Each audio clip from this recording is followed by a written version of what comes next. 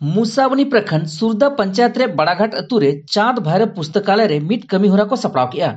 नोआ रे all India Santali bankers welfare society general secretary Ramhari Baske, joint secretary Kusdhar Hansda, Suryanand Hansda, Karan Chandra Soren एमान नेवता पेड़ा लेकाते सेलेक्ट को ताहें कना। नेवता पेड़ा को दो कंपटीशन एग्जाम सावसावते इंग्लिश और ऑलचिकी पढ़ा लगित जुर को एम किया। नोआ सावते पठुआ गिद्रा को मांग सेद लहा लगित थुम को एमात कोआ। कमी होरा रे नेवता पेड़ा दो पठुआ गिद्रा लगित लैपटॉप को एमात कोआ, जहांते पठुआ गिद्रा सेचेदो लगित लाभ को हता दाड़ेया मा।